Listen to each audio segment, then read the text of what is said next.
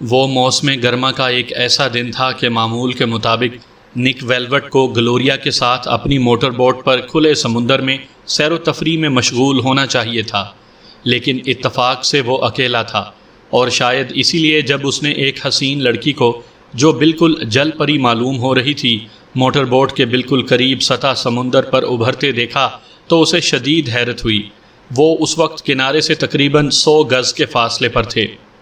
Hello, لڑکی نے کہا، میں رین ہوں، اور اچک کر بوٹ پر آ گئی۔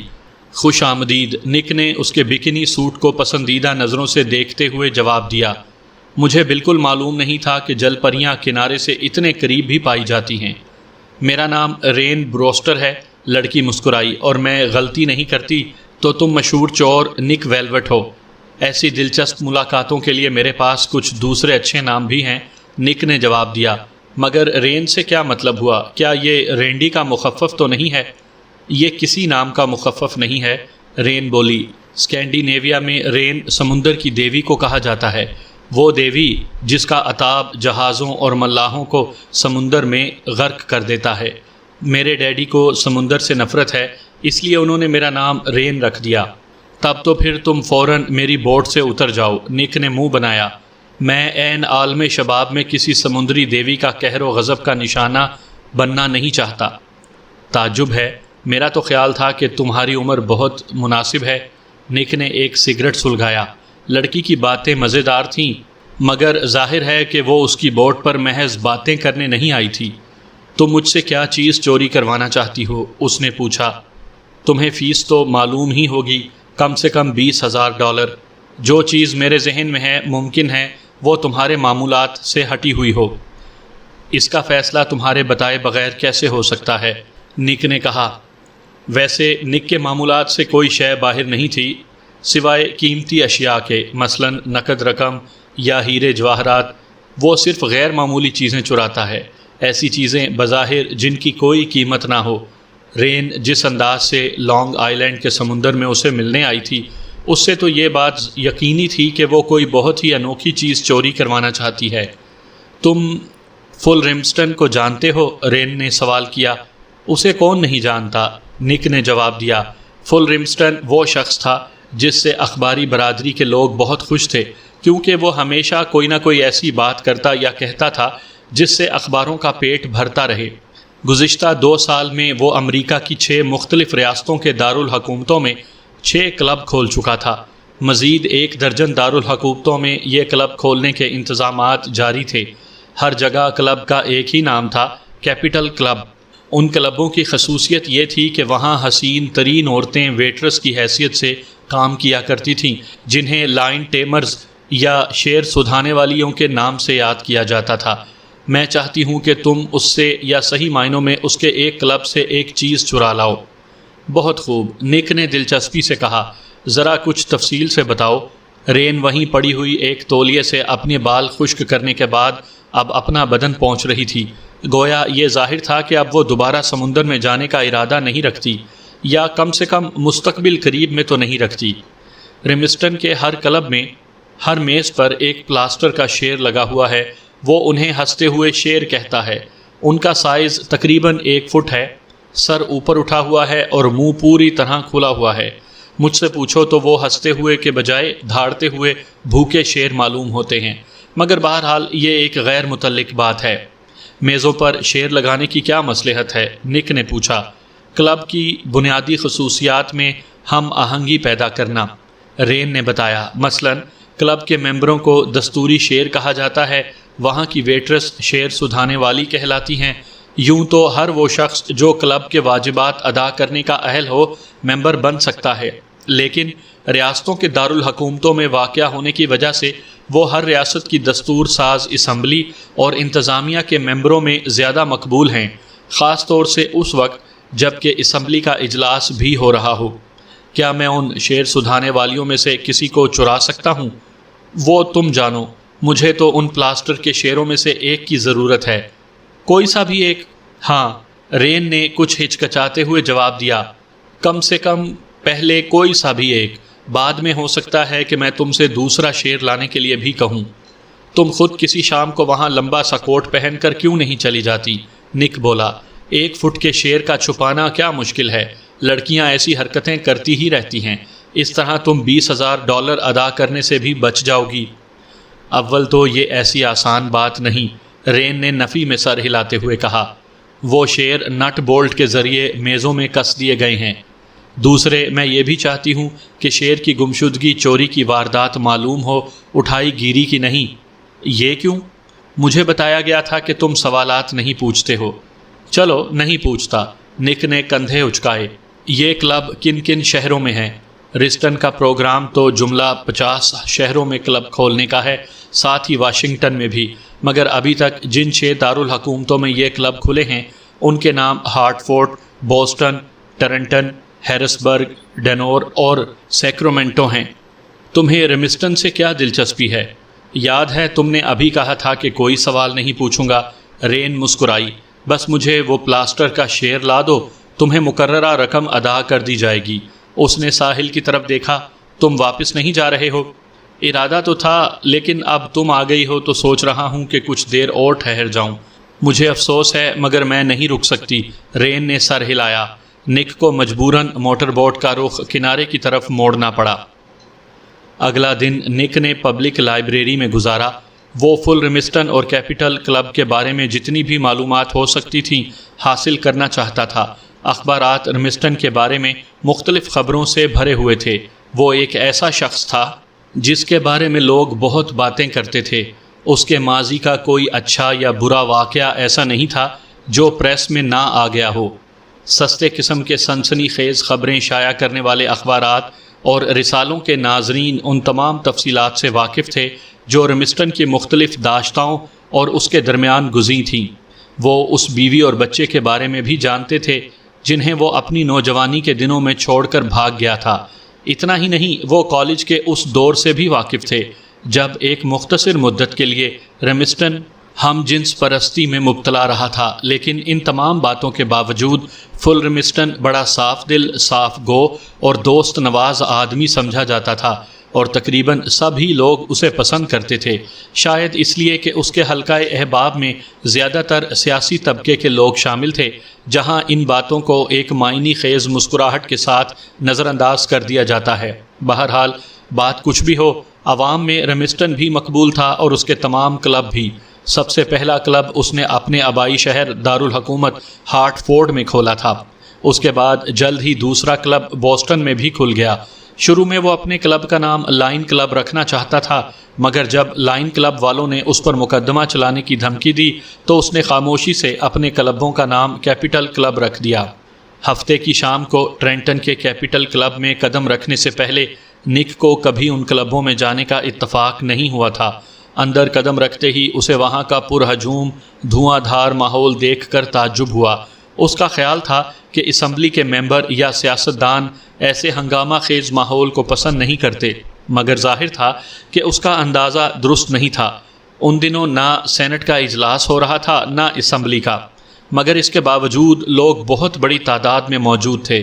ایک ویٹرس نے اس سے ممبرشپ کارڈ طلب کیا، اور جب نک نے کارڈ موجود نہ ہونے کا عذر کرتے ہوئے اسے $10 کا نوٹ پیش کیا تو ویٹرس نے بڑی آمادگی کے ساتھ اسے عارضی ممبرشپ کا کارڈ لا کر دے دیا۔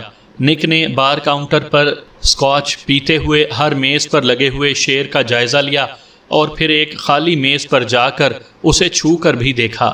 اس نے ایک نظر میں معلوم کر لیا کہ شیر میز کے ساتھ کسی خاص مضبوطی کے ساتھ نہیں لگائے گئے۔ ان کا سائز جیسا کہ رین نے بتایا تھا کہ 1 فٹ کے قریب تھا۔ وہ پنجوں کے بل بیٹھے ہوئے تھے اور کھلا ہوا منہ چھت کی جانب اٹھا ہوا تھا۔ میز کے نیچے ہاتھ ڈال کر ان کے پیچ کھولنا کوئی دشوار بات نہیں تھی۔ اس کے بعد نک نے کمرے کے اندر روشنی کے انتظامات اور وائرنگ کو غور سے دیکھا۔ دیوار پر لگے ہوئے سوئچ بورڈ کو گھورا۔ روشنی کا جو سسٹم اختیار کیا گیا تھا اس کے مطابق یہ ممکن تھا کہ سوئچوں کی مدد سے روشنی کو تیز، کم تیز یا بالکل ہلکا کیا جا سکے۔ اس نے اس سوئچ کا انتخاب کیا جو اس کے خیال میں مین سوئچ ہو سکتا تھا۔ وہ ابھی سوئچ بورڈ کا معائنہ کر ہی رہا تھا کہ ایک جیکٹ پہنے ہوئے شخص نے، جو کلب کا مینیجر معلوم ہوتا تھا، اسے دیکھ کر کہا، تم وہاں کیا کر رہے ہو؟ اس نے نک کی طرف بڑھتے ہوئے پوچھا۔ نک نے جلدی سے مین سوئچ آف کر دیا اور پورا کمرہ تاریکی میں ڈوب گیا۔ پھر اس نے جلدی سے وہ تمام لٹو گھما کر صفر پر کر دیے جن سے روشنی کی کمی بیشی کو کنٹرول کیا جاتا تھا۔ مقصد یہ تھا کہ اگر کوئی شخص مین سوئچ آن کر بھی دے تب بھی کمرے کی روشنی اتنی ہلکی رہے کہ واضح طور پر دیکھا نہ جا سکے۔ تاریکی ہوتے ہی ہر طرف سے تیز آوازیں اور ایک دو عورتوں کی چیخیں بھی سنائی دیں۔ نک انہیں نظر انداز کرتا ہوا خالی میز کی طرف بڑھا۔ مینیجر نے اسے پکڑنے کی کوشش کی مگر نک نے اسے زور سے دھکا دے دیا۔ نک نے انتہائی پھرتی سے میز کے نیچے ہاتھ ڈال کر ٹٹولا۔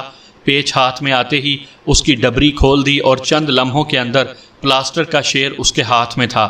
ابھی اس نے شیر بغل میں دبایا ہی تھا کہ کسی نے مین سوئچ آن کر دیا۔ پھر جیسے ہی روشنی ہلکی ہونے کا احساس ہوا اسے تیز کرنے کے لیے لٹو بھی گھمائے جانے لگے۔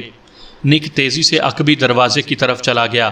اسے پکڑو، مینیجر چلایا، مگر لوگ اتنے الجھے ہوئے تھے کہ کوئی فوری رد عمل ظاہر نہیں ہوا۔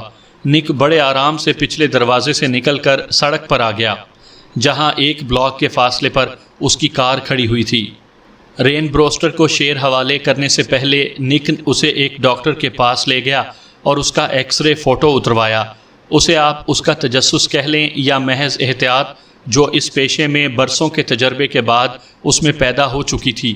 پلاسٹر کے علاوہ اور کچھ نہیں ہے، ڈاکٹر نے بتایا۔ نک نے کندھے اچکائے اور اپنی راہ ہو لیا۔ پیر کے دن نیو یارک میں رین بروسٹر کے مکان پر نک ویلوٹ نے وہ شیر اسے دے دیا۔ واقعی تم تیز کام کرنے والے ہو، رین نے تعریف کی۔